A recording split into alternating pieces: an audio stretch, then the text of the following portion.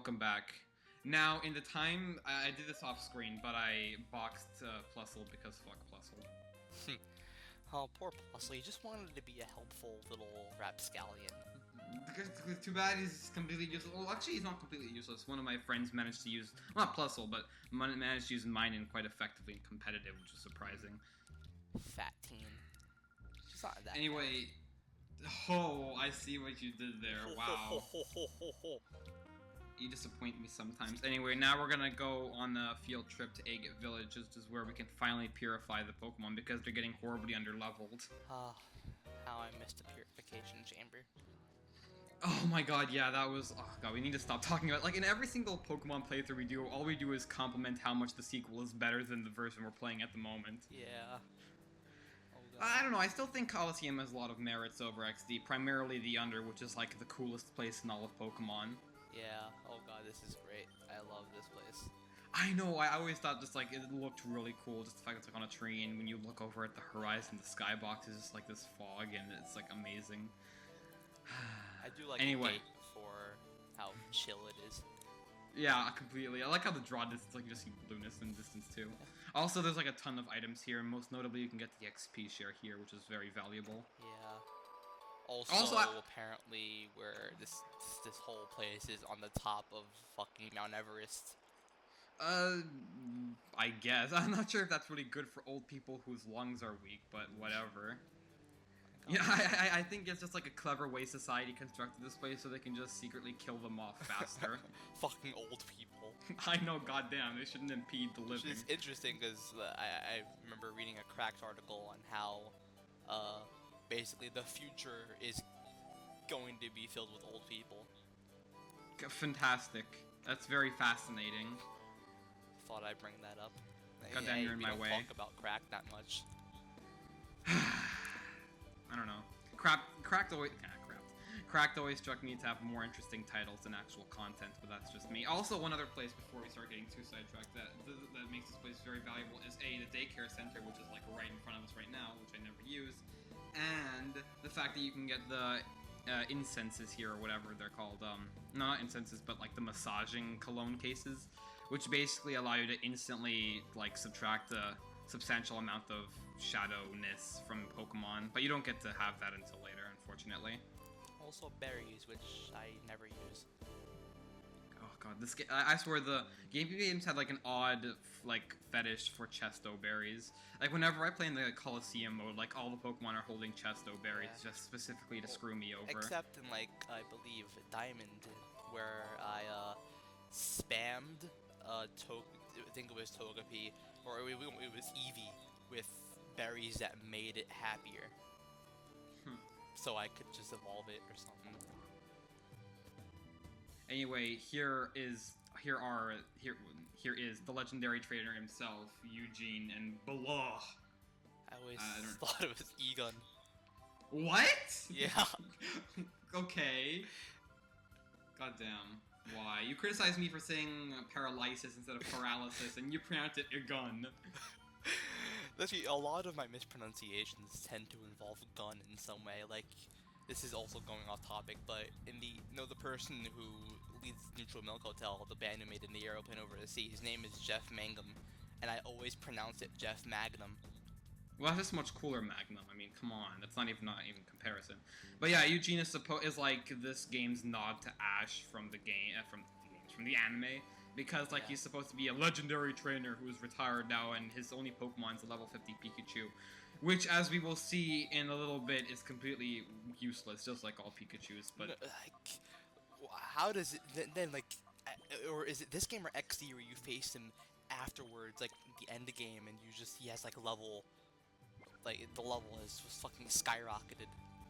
In XD, after you beat the main game, right after you walk out of the Pokemon HQ, he just, like, has, like, 2 Pichus and then, like, a Pikachu that's, like, level, like, 60 or something.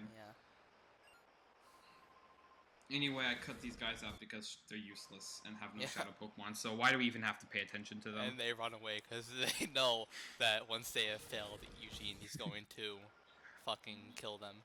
Yeah, I know, it's hilarious how they just give up this easily. Oh, he just told them, if you fail, run. There will be no beating equivalent to the one I'm going to give you. Anyway, here we're gonna see Eugene get his ass handed to him, and it's quite amusing. And I think this actually was really neat because it's like the only NPC-controlled battle that's like scripted like after the tutorials that you get in the main game. Scanned off the purple. Oh, you. Scrub. You know why it's called Scrub? Scrub, I just realized that. Oh god, I bet his team is full of OUs, like just Tyranitar Metagross. What a loser. What a scrub, you might even say. But look at this retard. Use Quick Attack. What Why? is this? Using Pikachu and there's no fucking, not even a light ball. What's wrong with you? Horrible. Well, Light Ball didn't even exist in Gen 3. Oh. Well, fuck. I don't care. Timely references. No, but you just get completely annihilated by this significantly lower level hidden on top. It's ridiculous. To show the unending power of Shadow Pokemon. But he gets paralyzed. Not like it actually matters. Just to spite you. But yeah, Scrub, I would say actually one thing I can really give this game is that the boss NPCs are actually, like, you know, really challenging if you're not, like, if you're facing them for the first time. Scrub, I remember when I first fought him, like, just gave me my ass on a platter like he owned me. Now, luckily, the first thing you can do is you got like a big free pass here because why not? Yeah, why not actually? It has like no attacking moves, you can just focus entirely on Hitmontop. So what did yeah. you think of only double battles in this game? I thought it was an interesting way of popularizing the new game mode. I mean, I guess Nintendo had to find some way to shove it down throats, because in Ruby and Sapphire there were only like 2 double battles in the whole game, and you had to manually talk to the people in order to activate them. So I guess it makes sense. Anyway, setting up Reflect so that Hitmontop's Shadow Rushes don't, you know, destroy me. Are the Shadow moves categorized all as physical, or are they actually categorized move by move? The Shadow... No, that's actually an interesting point. I honestly have no idea. Because yeah, that's a good point. And it doesn't really apply to this game, but definitely in XD, I really do wonder. But we'll leave that for XD. Neo, god damn it. Yeah. You got Ultra Balls. Keep prepared. Yeah, I actually yeah. I think I also had some timer balls on me. Speaking of which, timer balls are absolutely amazing, and I love timer balls. Yes. They're especially useful in this game. Gen 4 and 5, it was mostly dusk balls because they were all in dark areas. Yeah. But in this game, I always found timer balls to be like the most reliable because of how long these battles tended to be. I was a complete scrub, even that's not even time reference or whatever. And I just threw a Master Ball at Groudon. You see, on my first try, I captured Groudon with an Ultra Ball. I'm just too pro even for myself. Actually, no.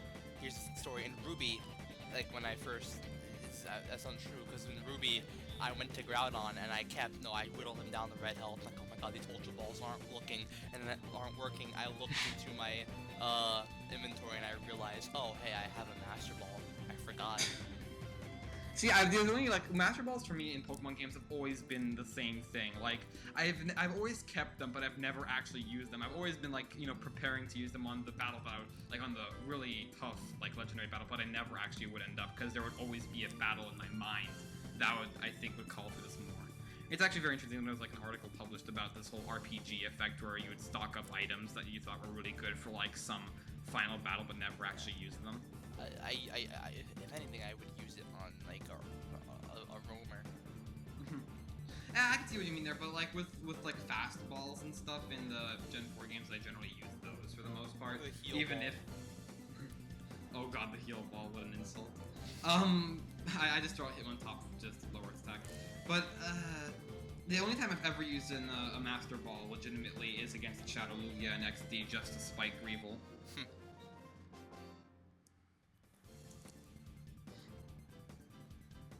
Anyway, we hand this silver-colored asshole his ass, and I get so many revenge for all those hours wasted as a kid. Oh boy, Dakim is my hero, but you'll see why in the next part when we actually battle him. Battle Anna. Now Pikachu will have to commit seppuku.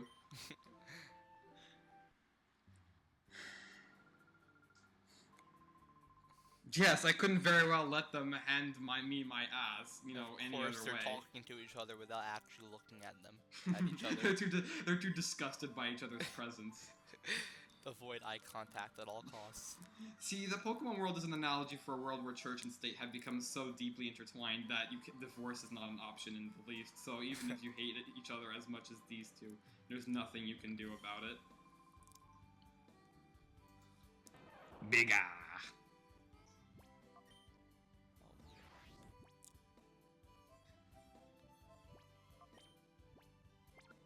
RPGs.